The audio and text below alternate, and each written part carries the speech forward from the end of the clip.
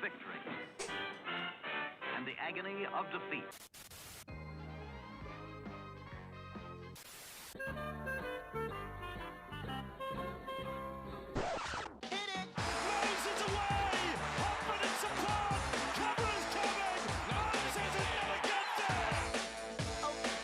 Madison, great ball around the corner, Petticini, he beats them all! Junior Polar out wide, bumped away from Trindle, Sharks coming through, none of them can hold this! Good evening, ladies and gentlemen, and welcome back to an instant reaction edition of the Tip Sheet podcast. I can see chat is already popping off with some mixed thoughts from the game. Joining me to break down all of the action at round 19 is my good mate Sixties. I, of course, am John, also known as 4020, and the Parramatta was going down to the Penrith Panthers 32-10 today, big fella. Bit of a painful loss at the end. They fought hard through the first half, battled, but a mounting error toll and plenty of other controversial things out of this game influencing the end result. But yeah, not the way we wanted to be joining the stream with the loss coming out of the bye. But what are your thoughts on the, I suppose, on the preliminary front, mate? No, sir, I did not like it. Yeah, on multiple levels, of course. Just had to channel Mr. Horse there for a moment, mainly because my throat is somewhat hoarse from the yelling that I did throughout the game, which was directed at our team. Senior Goff, our team. The Penrith Panthers for getting away with murder in the ruck. Yeah, there's plenty of reasons to have a hoarse voice, mate, and I think you've got the broad spectrum covered. Let me put in order what I hated today. First was Parramatta's incomplete sets. Yep, mounting error toll for sure. Second was a match official who we now have a less than 33% success rate under. The moment you see Peter Goff's name on the team sheet for the main official, you just wince. You just know it's going to be painful, and tonight was no exception. And we're going to talk about him at length. We're going to talk about Parramatta at length first, because that is requires the most attention. Then we'll talk about his officiating. And the third thing that I hated the most were the imbecilic Panthers supporters with their "I hate Para" chant. What's the intelligence quotient level of these people? Room temperature? In all seriousness, like... And it's winter, keep that in mind. Don't start me, like, honestly.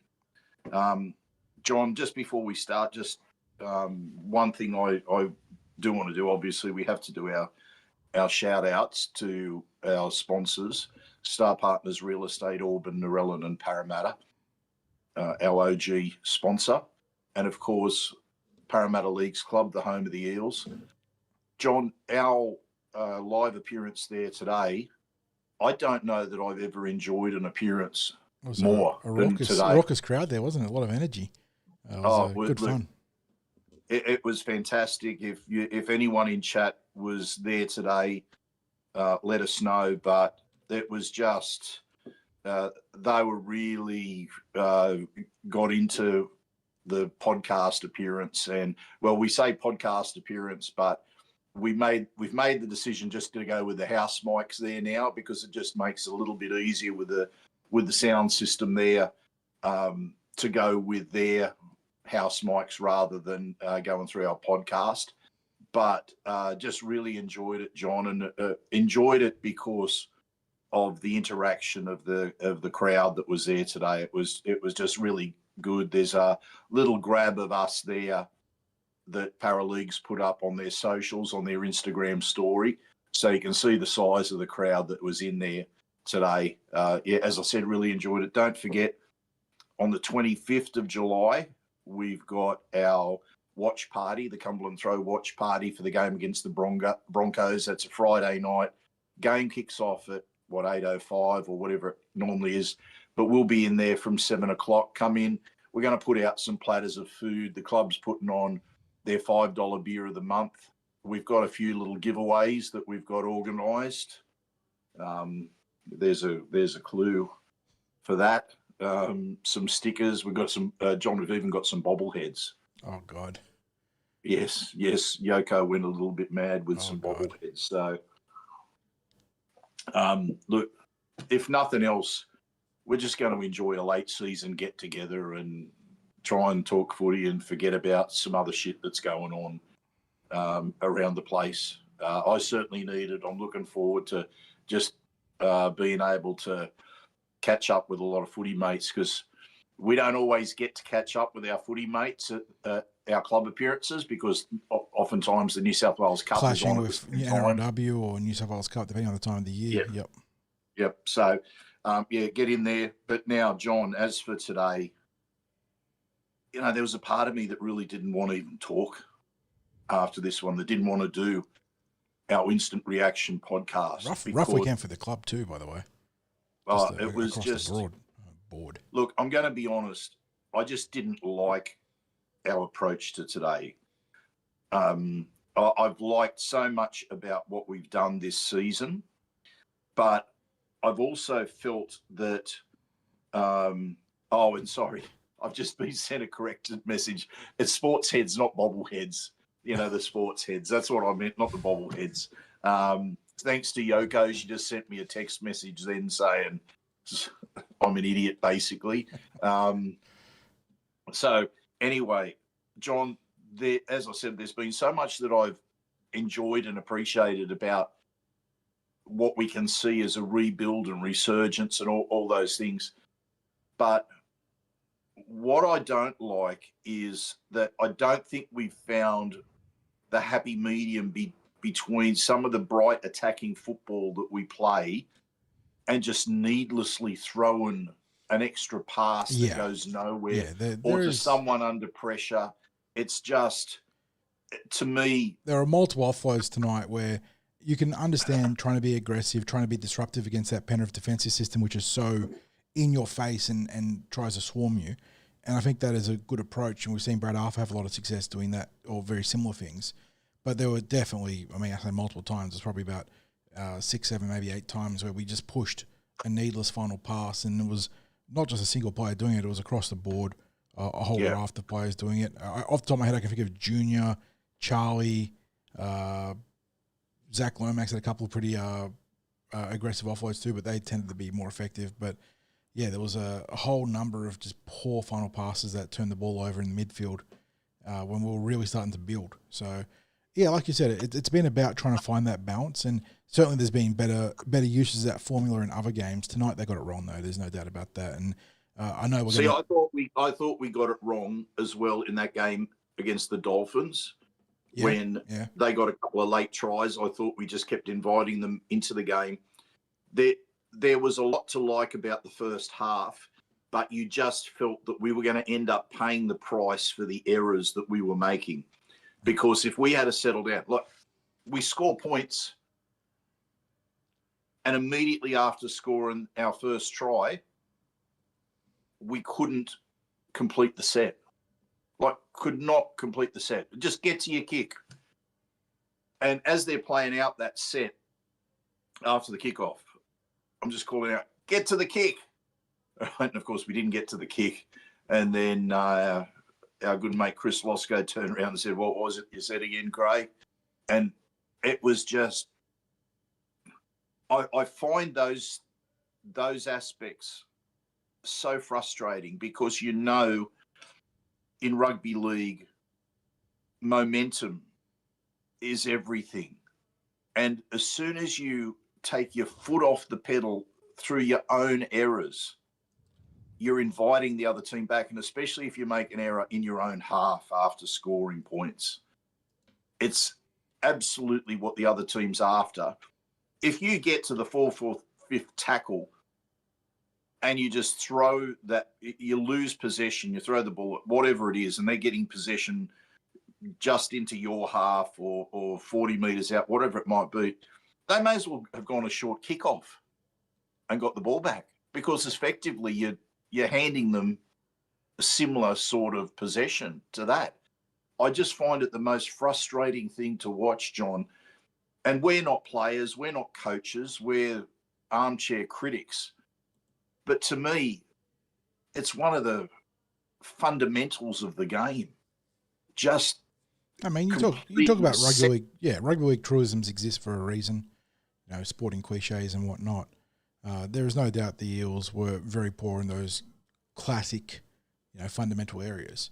And like I said, I led off saying I don't mind them being aggressive and trying to be disruptive against Penrith, who have that suffocating defense. And they were making the inroads in the first half, but they were just guilty of being too reckless of the ball. And like you said, after points, turning the ball over, that is a backbreaker. And tell you what, that was a common theme across the weekend for the Eels, was those turnovers either off restarts or off essentially dead ball resets where they were spotting.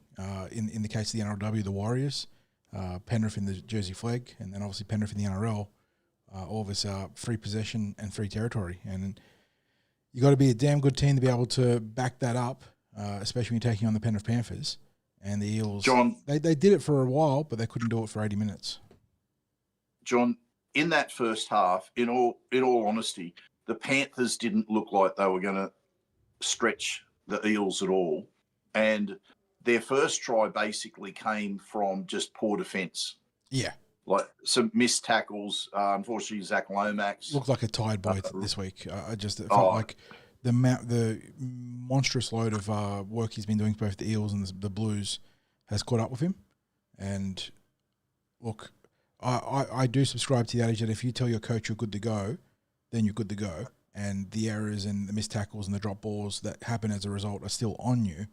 But there is no doubt that he could have used the rest. And I think with Bowie back, the Eels probably had a chance to maybe rest Zach Lomax. But they chose to back their superstar, and I understand why. But he had his problems tonight. Yeah. Now, effort-wise, we'll talk about individual players and some of their stats, because effort-wise, I can't fault one part of his performance. It was all about execution tonight. Now, these things stand out, John, because this is really the tail of the tape in terms of the match. The Eels, 72% completion to the Panthers, 89%. And then when you look at errors, it's stunning. 20 to 8. 20 errors to 8. Yep. It's you wonder why it turns out the way that it does, because when it comes to tackles, like missed tackles, they're pretty equal. Ineffective tackles, the Panthers have made a hell of a lot more ineffective tackles than us. They had 31 ineffective tackles to our 13, which says that we're creating chances, half chances, what have you. But then the other side of that is we're not actually getting the full line break that they were getting. We're not finishing off the movement that they were finishing off. And why? Because that ball was going down, i.e. 20 errors to 8. And I would guarantee that for the majority of the game, those errors came from just trying to push the play just a bit too much rather than earning some of the shifts that were there. When it comes off, it's a spectacular brand of football that the Eels are trying to play. But we've got 5 wins for the season. 5 wins for the season, and a hell of a lot of games where we had opportunities or we should have just gone that little bit better. And we have to look in the mirror and go, I think this is one that got away, John. The scoreline mightn't say it at 32-10. No, but my goodness, I mean, they got away. Zach really Lomax late. drops the ball, try line wide open, scooped up by Jenkins, who races downfield, obviously cut down by Isaiah Young in a great cover tackle. But next play, they go on and score in the corner. And that was pivotal in the context of the match. The Eels have battled hard to that point, and you could just feel the air being punched out of them in that one. And from there, Penrith able to put the foot in the accelerator. John, who we got in chat this evening? Yeah, well, I was just saying good luck to Rachel, who just popped in to say that she's got surgery on the 17th, but also mentioned that a bit of updates on Mitchell Moses and Josh Papali from the coach.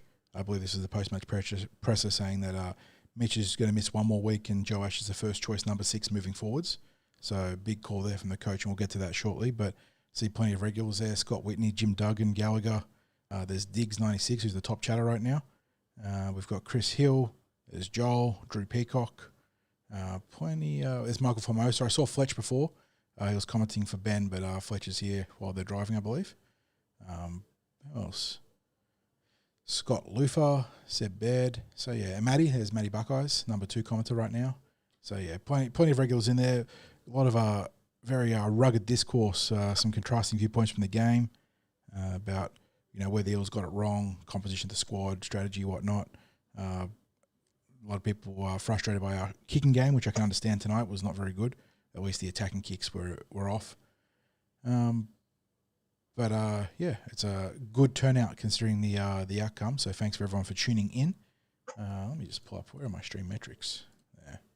John, can I just say, with the kicking game as well, one of the things that I'm starting to find frustrating is that opposition teams have been able to legally run blocks on Zach Lomax chasing. The one that really annoyed me tonight was they made, and this may be a loophole that Penrith were able to exploit, they made explicit changes to when you set up for a field goal, you cannot curtain off from dummy half, I'm hitting my mic, access to the kicker, right? You have to allow corridors for the shooters to go through and pressure the kicker.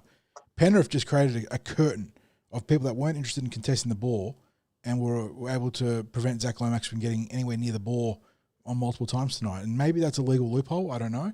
But they're not the first club that's done it, yeah. John. It's been happening all season with that play. It's obvious for opposing teams that this is a tactic that the Eels are going to employ with Zach Lomax chasing. Yeah. And they've all come up with this, and it's been given the tick of approval by the NRL officials, because I don't think there's been one occasion where that particular blocker, curtains, well, let's call them curtains, where running curtains, creating curtains, has been penalised. I think there's been a couple of times on a kick chase where someone's run either Lomax or Addo Carr or another person off the ball.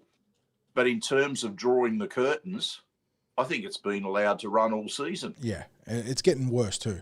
It's really escalating in recent weeks. The Dragons got away with a lot of it as well when we played them a couple of weeks ago. Not the reason why we lost the game there either, but we're not saying these are explicit reasons, but they are contributing factors. And if you're watching the games neutral, it is frustrating to see, potential big players being taken out of the equation because teams are able to exploit an interpretation, I guess, or non-calls. And definitely the case here. And, as much as we talked about Zach Lomax having those issues, he got caught out a couple of times by his opposing number, and that was really weak. I felt the fatigue was there alongside that drop ball from Azara Yongi, or from the pass from Azara Yongi. He also wasn't given a shot contesting the ball. And the couple of times where he actually got there despite being checked, Dane Laurie produced a couple of spectacular catches, to be perfectly honest. So Dane Laurie had arguably his best game I've ever seen diffusing kicks. Oh, yeah. I honestly would have been throwing that ball up to him all game, like in the match. Exactly. On the Parramatta tip sheet, on the strategy meeting, let's target Laurie. Huge discrepancy in size, but between the shielding that he got, or the curtains that he got from Penrith, and then his own ability to get off the ground, he did really well. So unfortunate. That's usually a mismatch that the Eels will be coming out in the positive side for. But tonight, between Laurie and then the sort of skirmishing tactics that the Panthers are able to employ, Eels didn't have any success off the high ball, and also no success along the ground, because the few times we tried to grubber it, it either got trapped in the front line or intercepted by the sharp hands of Blaise Talangi on one occasion. Yeah, John, there was a lot that I didn't like about Parramatta's performance tonight, but let's now talk a little bit about Peter Goff. He's not the reason that Parramatta lost, but he's becoming a statistic for us. And his officiating, I thought, was very ordinary as far as, well, let's just say there wasn't too much that he found wrong with Penrith. It mightn't necessarily show up in the penalties or the six agains, because the penalties were 5-all. The ruck infringements, we made one more than the Panthers. Inside the 10, it was one apiece. But there were countless times where the Eels picked out Panthers markers. Oh, Talon De Silva had a couple of great runs. Yeah, a couple of really good runs that blatant. This was against the Dragons too. We saw it as well. Blatantly offside markers in no man's land, no call, and to be fair, he was offside. But Dylan Brown, in that small second stint he had, was off at marker and was instantly called out and pinged for it. Which again, I'm not upset that Dylan Brown was penalised, because he was offside. He was in no man's land. But where were the half a dozen calls before that for Parramatta? Along with, all the ruck interference we saw from Penrith. Sam Tuivasa had a great run off that Bowie Simonson offload in the midfield. I think the Eels made about 25 metres on that play, the sequencing 1-2. Sam gets up and is literally shoved as he is playing the ball. No call. Yeah. I mean, Josh Adokar, done for not using his foot. Correct call. Tiki-taki, yes. Correct call, absolutely. Matt Eisenhuth in the lead up to that heartbreaking try before half-time, which had a ton of other stuff wrong with it. They got a 6 again when the Eels did not touch the ball. There was a huge question marks over Isaiah Papali'i's handling of a ball on the right edge. But Matt Eisenhuth steps over the ball, lumbers over the ball, to the point that, because I was at home because I had my family up from Melbourne, so I was watching the game with them, he lumbers over the ball. Andrew Voss, who can be such a annoying listen at times because of like when he doesn't make a call on a missed call, he's like, oh, well, Eisenhuth hasn't played that ball correctly. Oh, and the Panthers have scored. Like, what are we doing? Yeah. And again, in the context of, in the hierarchy of why the Eels lost this game, it was due to their own ineptitude with the errors and defensive lapses. But that's what we've just spent the first 20 minutes of this podcast. I'm certain everyone in chat can appreciate that the two things can both be mutually true and be mutually exist. That the Eels got a ton of terrible calls, but they also were their own worst enemies and handed Penrith far too many opportunities to win that game. And if we had good calls, I think we are more competitive, but based on what we saw, we still lose that game, Craig. Oh, because if you complete at the rate that we did, 72%, and at one stage I think it was as low as 62% during the game. It might have been around half-time or whatever it was, but that's how low our completion rate was. You are literally handing the game to the opposition, especially a team that's going for 5 premierships in a row and is warming into their season. It's just ludicrous. That first half, the Eels should have had control. The Panthers ended up scoring their try based off a run of errors where we just didn't complete the set. I think that was their first one. And then that second one, my goodness. John, my goodness. Like, you talked about the raft of misses made by the official with that, Peter Goff. And it wasn't just that. The bounce of the ball that just seemed to continually go their way with that. And also, I would have said all night, basically all night, when there was a kick to be put in, it was nearly inch perfect for the Panthers, or it just seemed to go their way. It was one of those games where we played so ugly and we got what we deserved in every respect, because we got all the 50-50 calls against us and we ended up with the bounce of the ball going against us. And I think there's that truism, John, it's a truism in rugby league about you make your own luck. Yes. And look, Penrith won 4 straight titles, so they're pretty good at making their own luck. Yeah. And not only that, Parramatta had the opportunity to put their stamp on the game and just made error after error because of the brand of football that they were trying to play, which they're just showing that they're not quite capable of playing at the moment. Oh, they have some exciting moments and that sort of thing, but they're just not there yet. So where do we stand with that? Are we patient and live through games like this? Or do we say, look, how about you get us some wins? How about we find that balance between trying to play bright attacking football and not throwing the friggin' ball away with something stupid? Because we're seeing that far too often. It might come off spectacularly from time to time, but again, I'll repeat, we are sitting on 5 wins from the season. If I'm going to the game along with 22,000 others today, I want to go and see our team be put in the best possible situation to get a win. And the players themselves just couldn't do it today. I just get so frustrated when an error comes out of just that rush of blood or just not thinking about the offload. That there were offloads made today where the back was turned, so they had no idea who was there, and it just fell to pieces. John, the Panthers, they were genuinely there to be taken today. Like, they genuinely were. The Eels were all over them in the first half, save for mistakes, like self-imploding ones. Yeah, I mean, it's been a consistent through a lot of recent performances, going more recently to the Dragons, where they had a horror start and got in their own way massively in the first half, obviously tonight, and then through the entire midfield results or mid-season results where, as we said in earlier podcasts this year, we're going to look back on this season and say there might be 5, 6, 7, even 8 games that we'll go back and say, well, coulda, shoulda, woulda, in the context of winning that particular result, which would be massive when you look at a hypothetical ladder.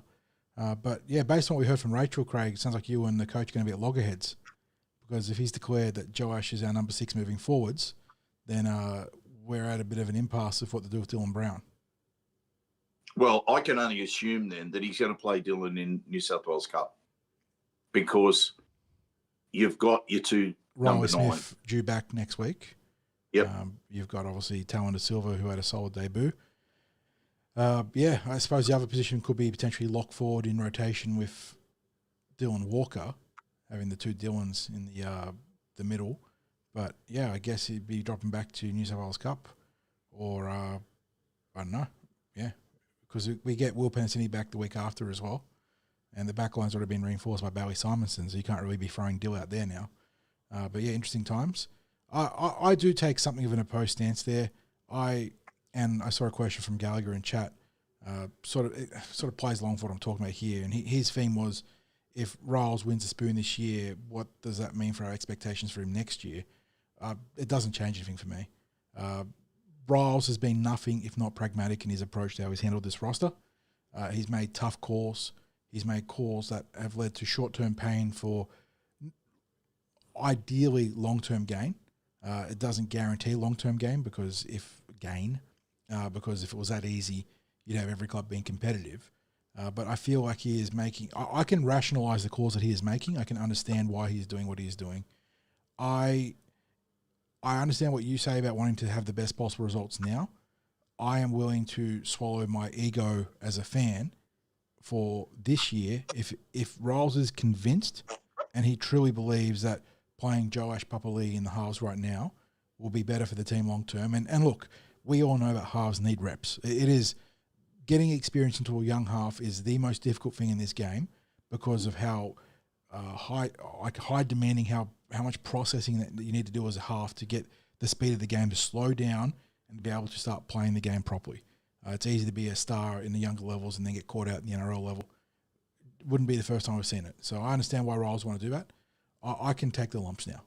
But then again, I also have never seen a premiership win. So I'm kind of at the point where if the coach thinks that's going to be best for the team, let's just do it. Because chasing short-term success that might hurt us long-term, it's harder for me to be on board with that, even though I understand why people want to see us avoid the spoon, want to see us be more competitive in a game-to-game basis. I am never one for, well, we're just going to have to cop losses this year, or we're going to have to cop losses this week because we're now playing for next year.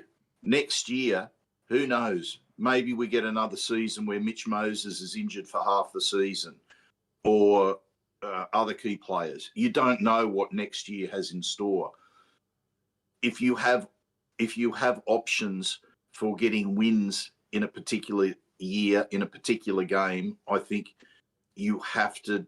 The only option each week is to go out there and get the win, to put yourself in the best position to get the win. It's why I was against the Darwin venture the whole time. I think there is a difference though. Darwin, you put a commercial price on a win, whereas here you're talking about a long-term investment in a player. It's an interesting ideological sort of scrap here where how much do you value the immediate success now to build long-term success versus how much you value the immediate development now to be better in a future position. And I don't think there is necessarily a correct answer either way. I think there's validity to both sides of this argument about whether you want to prioritise Papa Lee's development, as a frontline playmaker right now. Because, look, the reality is he wasn't the number one choice. Lachlan Galvin was. We missed out on Galvin, who in a bizarre situation has now been dropped by the Dogs. We'll talk about that on Tuesday. But, yeah, the problem is that there is no reward for winning slightly more games than there is not winning slightly more games. You don't get more money like in F1. You don't get more constructors points and get more rewards that way. You get, I suppose, an intangible reward of saying you finished 13th, 12th, 11th, 10th on the ladder. And like I said, Riles has been nothing if not pragmatic as a coach. He has made some aggressive roster decisions. I've backed him to the hilt so far. I'll back him here as well. And if you don't, if you don't agree with that, you're not. I'm not saying that anyone is wrong, because like I said, there's validity to both sides of this argument. But it could result in some short-term pain for sure. Oh, I mean, we're obviously, you and I are in a bit of a philosophical divide here because, look, for a start, I'm a massive fan of what Jason Riles is doing at the club. In this instance, I believe that, my mind is convinced Joash Papali is our 5'8" going forward in terms of next year. How we structure the team right now, I did not like today whatsoever. I did not like Dylan Brown at dummy half. He didn't do horribly, but I think if you're going to play Dylan, he's either 5'8" or he's not playing at all. To me, it's as simple as that. I mean, but that might be made. Let me just say, the only exception I've got to that there is I could have made a case for playing him at centre, because I think he would have had the capacity to play at centre.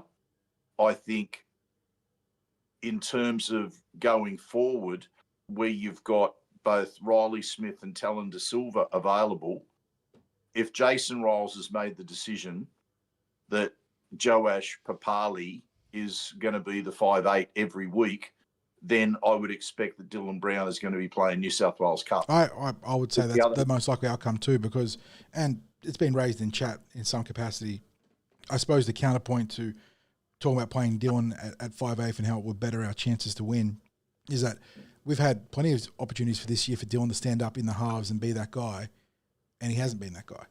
So I won't back away. I won't disagree with that, because especially early in the year, it was self-evident.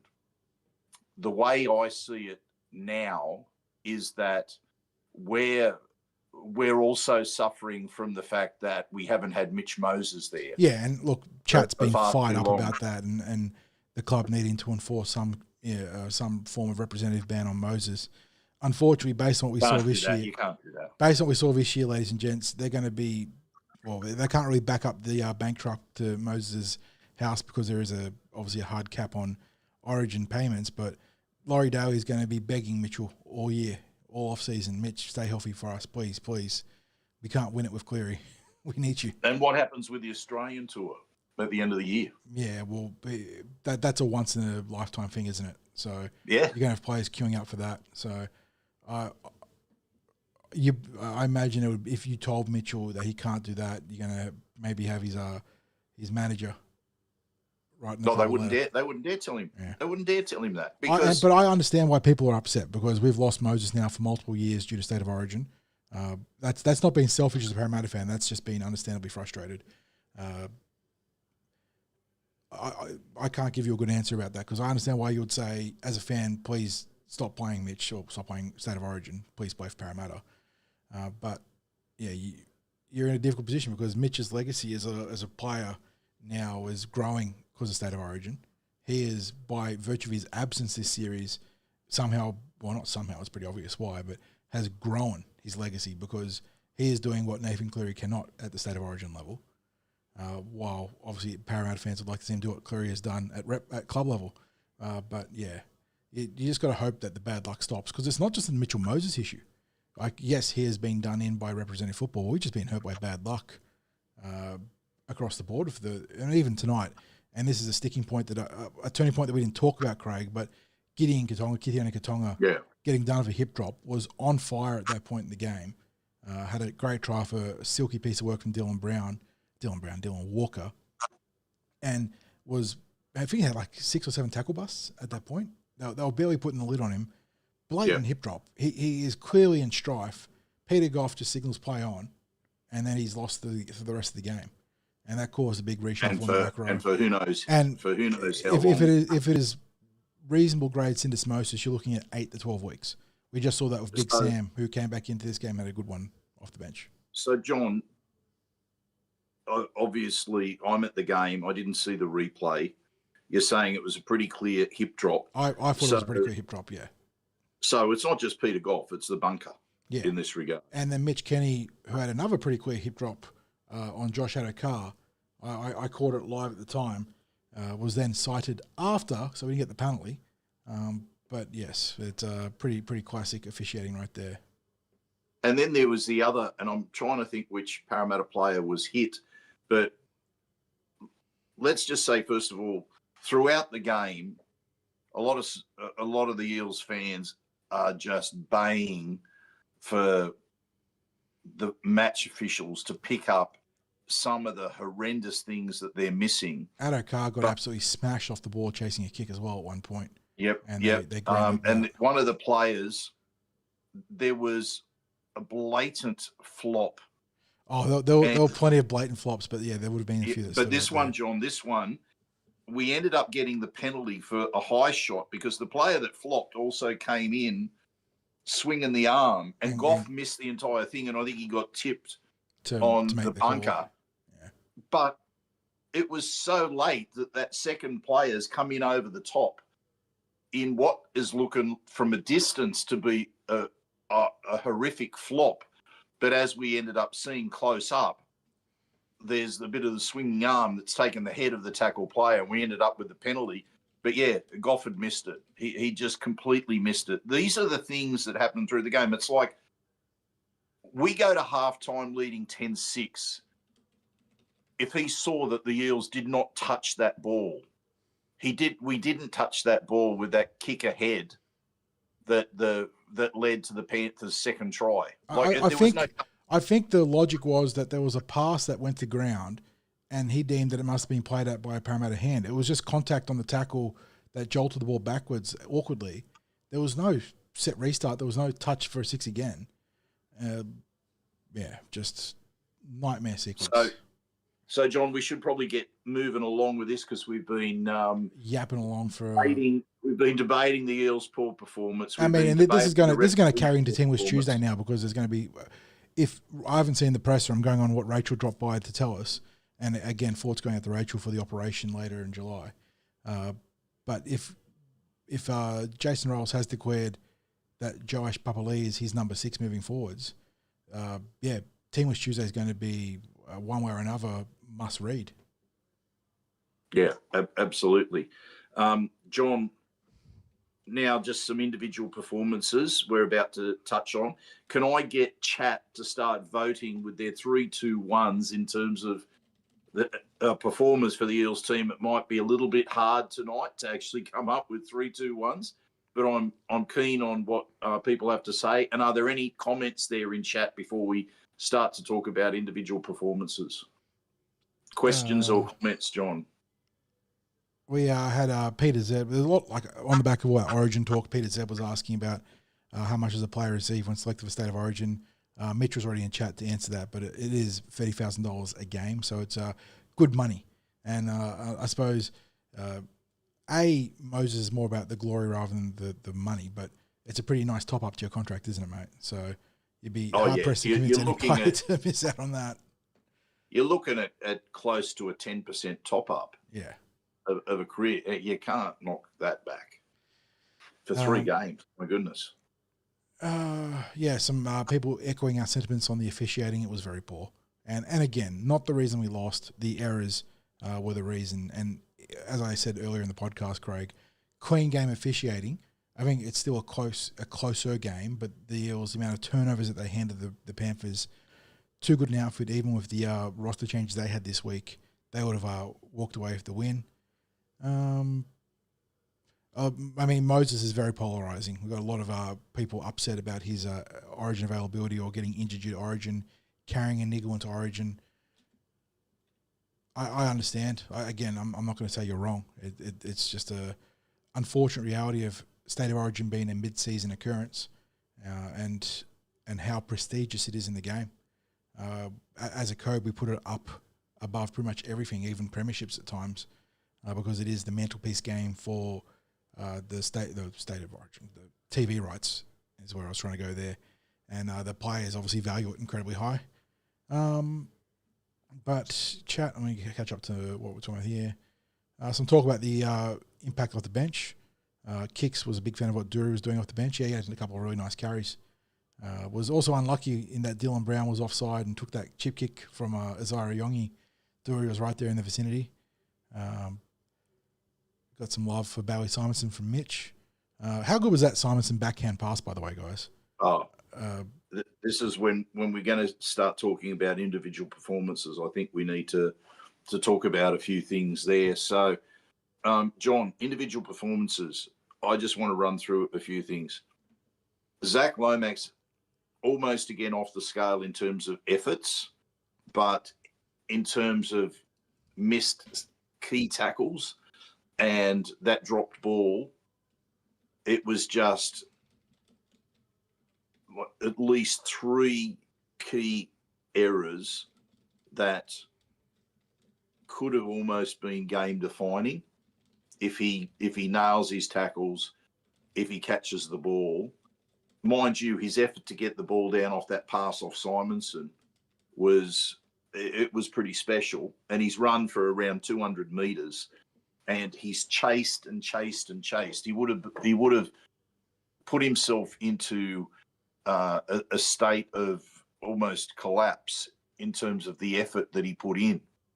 And we've also talked about the curtain that's put up by defending teams as he's chasing the ball, which I think is something that needs to be looked at. But when all was said and done, the key errors that he made were significant. Bailey Simonson returning to the team, I thought he was really good today, John.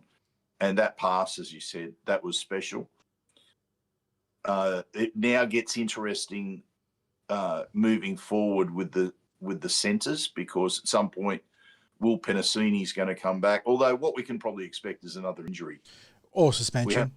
Another injury. Yeah. It's just it'll happen. So that'll probably one sticking point I do at the back one. It was in chat. I was having a chat with someone about it before. We've raised on the podcast Addo Carr, who on the balance of things has been fantastic for the Eels.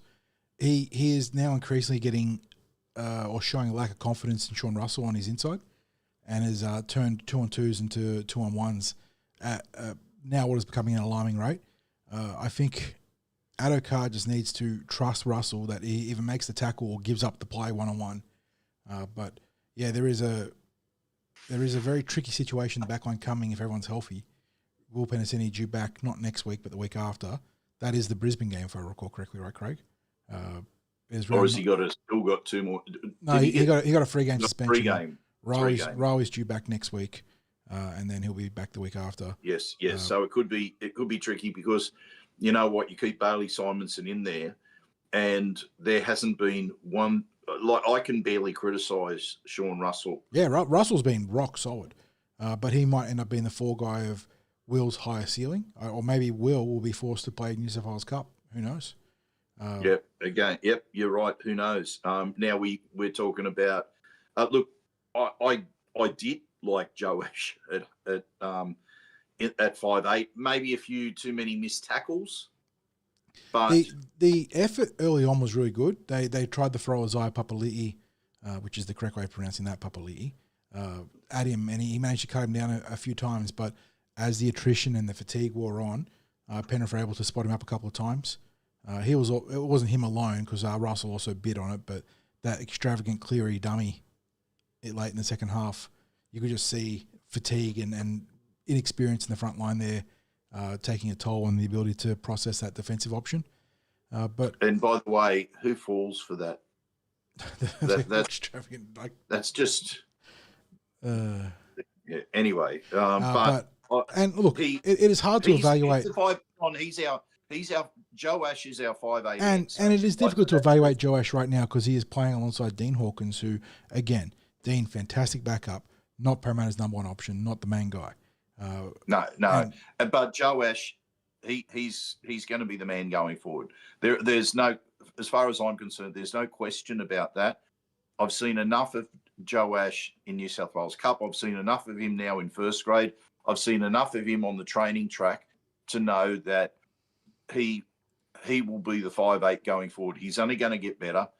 My only question is, as I said, is he better than Dylan Brown just at the moment? I think that's pretty clearly no. Like if you're talking about absolutes, that Dylan Brown, even in a rough year for him, is clearly the better 5'8" right now. But I think, and I'm sure if you asked him publicly, he would disagree. But I also think that the messaging out of this game is that Jason Riles has said, we lost to the Dragons. We're not putting up the white flag. We're still going to try and fight. But that game might have made it a game too far to try and get back into the hunt for the 8. Let's start building in more direct, direct measures. And I think that the team lists are now going to reflect that. So it'd be very interesting to see if there are changes to the back line, if there are changes to the forward pack. Does that open the door for other young prospects to have looks in? More debuts. Maybe someone like Sam Tuivasa starts getting more starts. Who knows? But there could be changes on the horizon based on what we're seeing today. Now, John, before we finish, can we? I also look. I want to acknowledge Parramatta's defence today, and that might sound like a strange thing, but I thought for the most part, considering how much possession we gave the Panthers, especially on our own. Yeah, the end scoreline blew it out a bit. Because they scored in the 71st and 78th minutes. But yeah, like you said, it took the Panthers a long time to really put the score on the Eels, and that was with Cleary getting thrown into the equation as well. So they, as weird as it is, counterintuitive as it is to say there was good defensive efforts, there were good defensive efforts. It's just that they spotted them so much ball, so much territory that eventually the toll man came to collect. Yeah, absolutely. So Scott, John, I agree with you there, mate. Tuivasa looked great. Yeah, first game back in the NRL for nearly 3 months, just about. That is a grown-ass boy right there, and he's only going to get better. So really, and Phil making a point he literally said, "I belong." Yeah, up against that really strong Penrith pack, and Phil pointing out too when Luke and Reddy back that we miss him as well. Yeah, the Eels they are not anywhere near their best configuration, and Joel was in chat before. I see him still there. sort of pleading for the club to target middles. And that is something we've spoken about at length, right, with the whole fantasy talk about Tino Fa'asuamala-Awi or the hypothetical roster talk around Tino.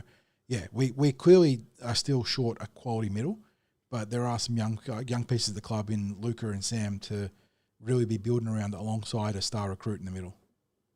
And can I just say as well that if the logic of Jason Riles is not, we'll just build for next year. If his logic is Joash Papali is a better 5'8" now than Dylan Brown, then I'll just go, okay, I'll go with that.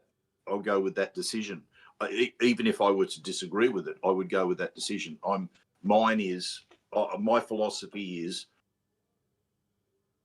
and I know what you said, John, about what's the difference between getting, say, 7 wins or 8 wins to 5 wins if you're not going to play finals football. My take on that is it means something to the fans who are turning up to the game. Oh, yeah, look, I am being very pragmatic in my approach there. Like, I freely admit that. I am looking completely macro, taking away the nuance for the fans. But this is me being in for a penny, in for a pound with the coach's philosophy. And if you peel it back and then say, well, what about the fans? You're 100% right.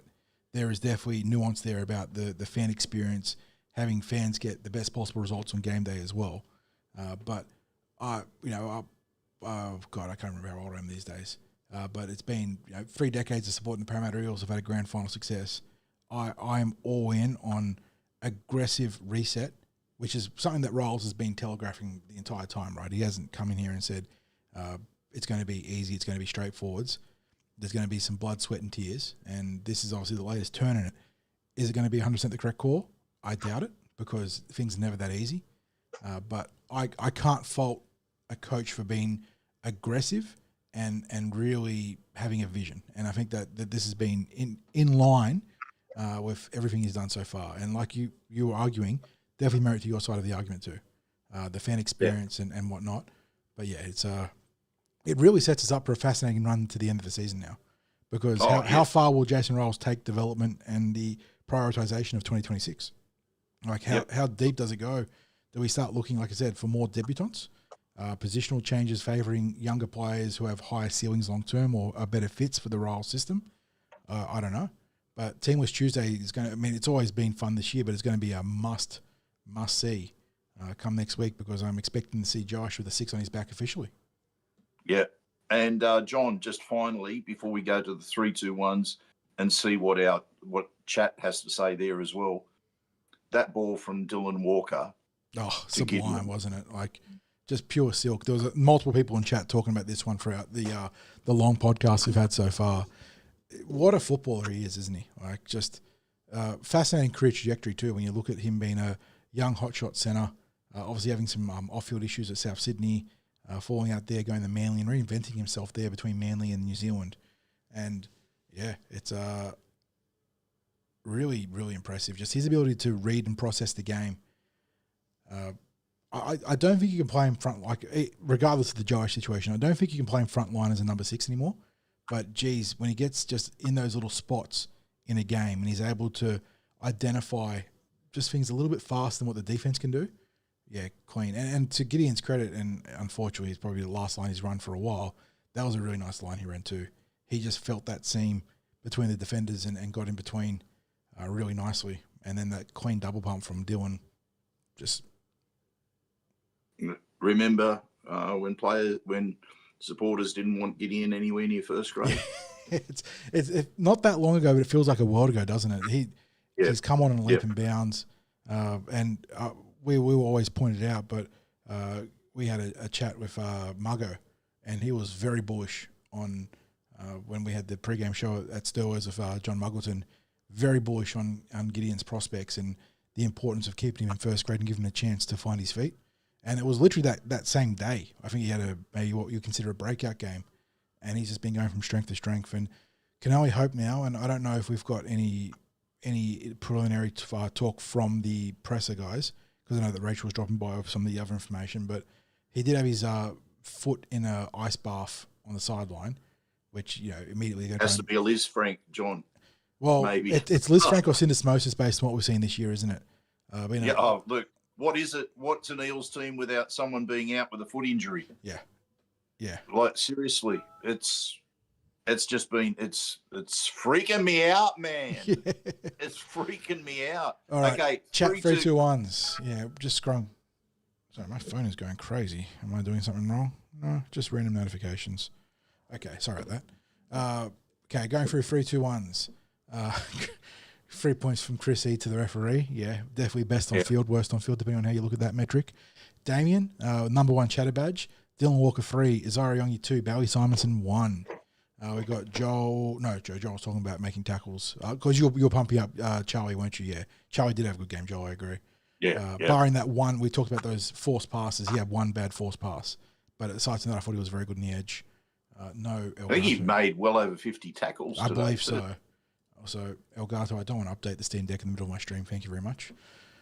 We got Deb saying Bailey 3, Gideon 2, Walker 1. Yeah, such was Gideon's impact that he's still featuring in people's points here. He was phenomenal in that first half. Kick saying the Kit Kat, Gideon Kitione Kautoga 3, Yongi 1, Simonson 1. John Rich going 3 points for Bailey, 2 for Yongi, 1 for Kautoga. So a bit of a consistent theme here. Ben Johnson is I'm not sure, it's probably Fletch, right? Saying Guymer, Yongi, and Bailey 3-1. Scott Lufa, Yongi 2, Gideon. You guys are on fire. 2 points and Simonson 1. So yeah, these guys are farming out the 3-2-1s right now. Leaps above liked what he saw from Matt Dury. Sinker saying Yongi 3, Tuavati 2, Simonson 1. Good shout out for Sam Tuavati. We'll wrap him up before, but he had a great game off the interchange. Big minutes too. That was a big stint. So how many minutes did Sam officially end up playing? credited with, that's team stats, not player stats. Officially credited with 25 minutes. No, he played more than 25. Well, maybe there was just a long 25 minutes then. I felt like he was out there for 30, 35 minutes pretty comfortably. But maybe I am the one that is out of touch. Kel says 3 for Yongi, 2 for Walker, 1 for Bailey or Sam. Can't split the two players there. Joel going 3 points for Guymer, 2 for Yongi, 1 for Walker. Chris Hill, his fullback's got 3 points there. Zara Yongi, Simonson 2, Kautoga 1. So I think it's pretty much consensus there. Dave says 3 for Yongi, 2 for Bailey, 1 for Sam. Jim, Moses 3, Brown 2, Penasini 1. Yes, very good, very good. Then we got Leaps Above, confirming Dury 3, Yongi 2, Walker 1. And then, Joel again reaffirming those points there. And I think there were some more recent ones too. Let me just quickly check. We got... that's about it. So, consensus there among Yongi, Bailey Simonson, and then Kitione Kautoga with Sam Tuavati featuring here and there. And it's kind of hard to argue against it, Craig. Yeah. Okay, so I'll very quickly rattle off my 3-2-1 and then I'll go to yours, John. I'm going to go 3 for Isaiah Yongi. It was, again, a quality performance from him. I'm going to go 2 for Charlie Guymer because there was just so much work that he did in defence that it was almost impossible to ignore him. And the one that's, look, it's a really tough one because there's players that shone in shorter minutes, and I always feel that it's hard to give points in the shorter minutes. So in looking at players that played for longer minutes, I'll probably end up going with Bailey Simonson for 1 point. Sorry, so dealing with a very colourful comment in chat from Fletch. He's doing a good job, mate. Look, I feel like the standard for Isaiah Yongi's already been put up so high, isn't it? Like he has a really good game, and you're almost inclined not to give him points in favour of other people because that has now become his benchmark. Didn't really get the attacking opportunities to shine tonight. He had a couple of ventures down the right edge in the first half where it was close but no cigar. But it was a very Gufferson-like effort, wasn't it, in terms of the work he was doing at the back. And it is so easy to overlook that for points when you're trying to find standout efforts, and credit the chat. They've done a good job giving him his just dues.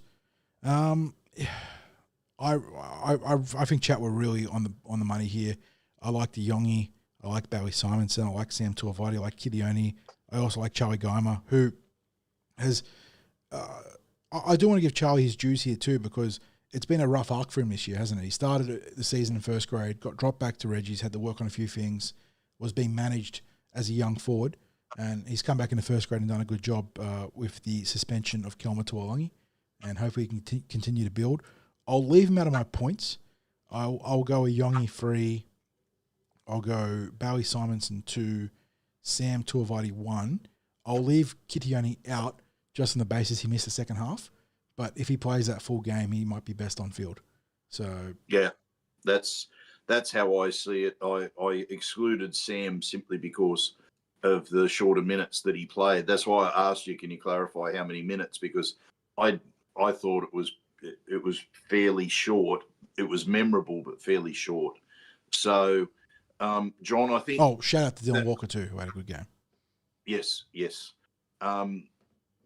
I think as far as the NRL's concerned, we probably leave that there. Just very quickly on some other games, we saw the Jersey Flegg absolutely same sort of energy in terms of the turnovers and spotting the opposition opportunities. And Penrith way too good in that grade. On the weekend, they run out 40-14, 40-16. Yep.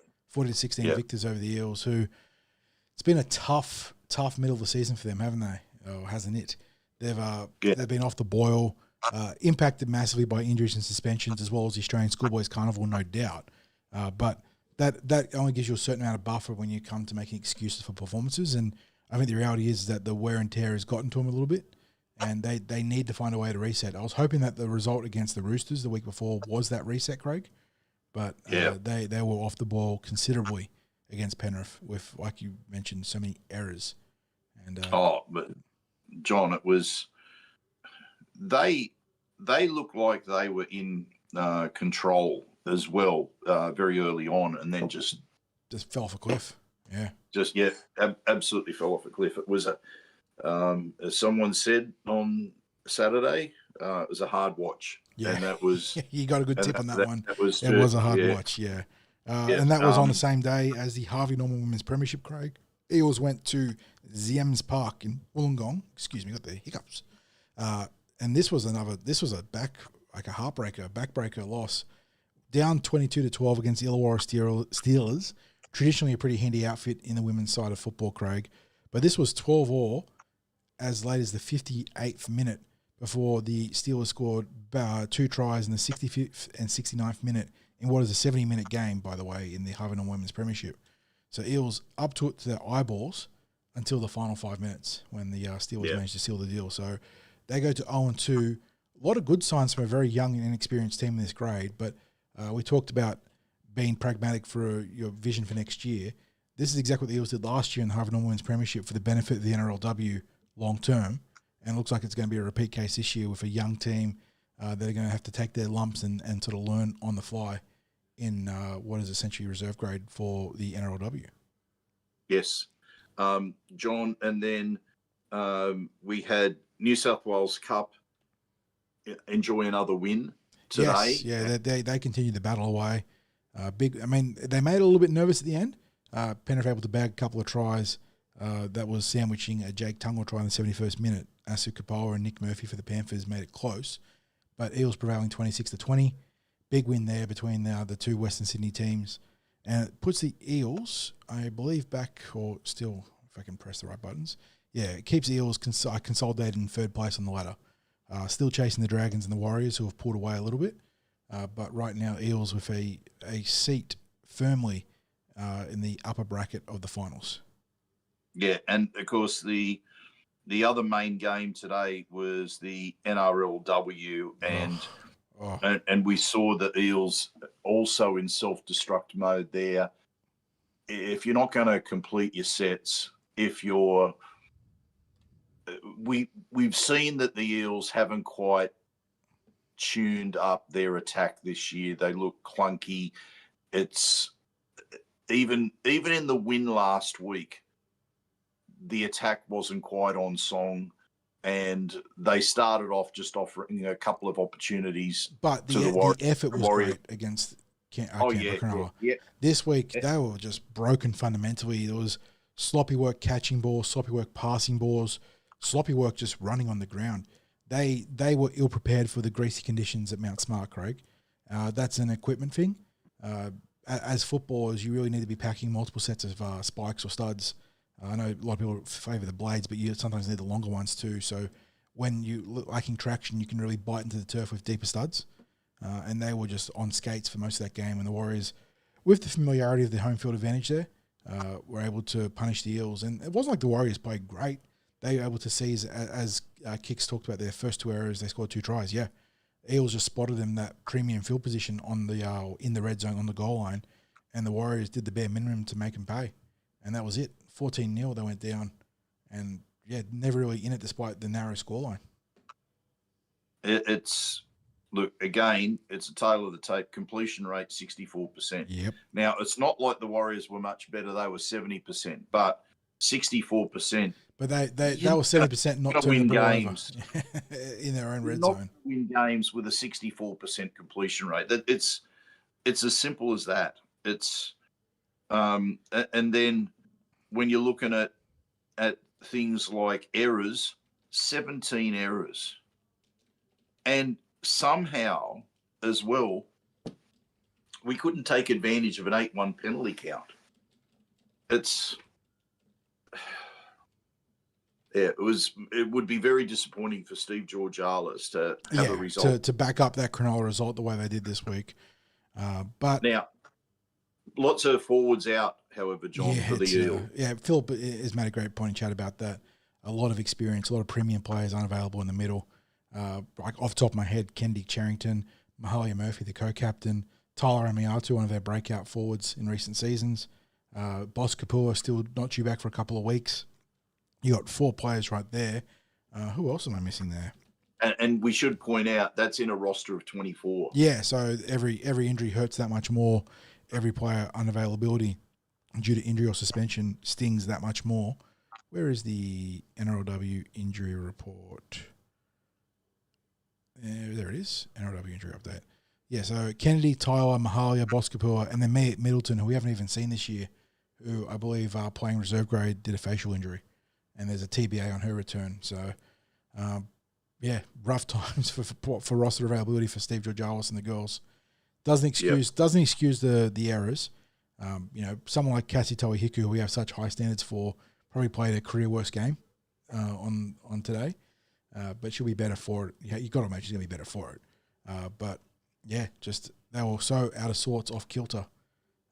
They were never in that contest, mate. Yeah, absolutely. Yeah, Parramatta should race the Eel for Holes. Bring back the Bandage Bear Cup logo, John Rich. We need the Bandage Bear symbol for the Eels this year. John, I think that just about wraps things up. So we thank everyone for tuning in again to this instant reaction. It's been a bit longer than we normally would. And John and I, it was interesting. We had completely different takes on a couple of key things happening with the Eels, which made for, I think, quite interesting for the two of us. Yeah, like any good married couple, you got to have the odd argument here and there. So, look, thank you, everyone, for listening. Thank you to our sponsors, Star Partners Real Estate, Orford, Narellan, and Parramatta, and, of course, the home of the Eels, Parramatta Leagues Club. Don't forget to like and subscribe no matter what platform that you're watching this on. Don't forget Patreon to support what we're doing. We would really appreciate that. Any potential sponsors out there that are looking at jumping on board, even if you just want to talk about next year, that would be great. Want to rub shoulders of all the big wigs in that Brisbane away game? Turn out to the watch party. Yep. So, and again, don't forget the watch party on the 25th of July in Sturlos, in Parramatta Leagues Club. We're there from 7 o'clock. The game's on the big screen from 8, but we'll be throwing on a bit of free food, some platters of food that we'll be putting out there. The club's got the $5 beer of the month on tap there. And we're just looking forward to catching up with a whole lot of people that are either in chat in our podcasts or regulars at replying on TCT, or just just to hang out with some fellow Eels supporters, have a bit of fun as we're watching the big game together on the screens there in Stirlo. So don't forget about that. 25th of July, Eels versus Broncos, 7 p.m. John, it's been a tough day. Very but I've tough still day. got to say it, mate. Go you mighty Eels. Well said, mate. See you guys in the next episode.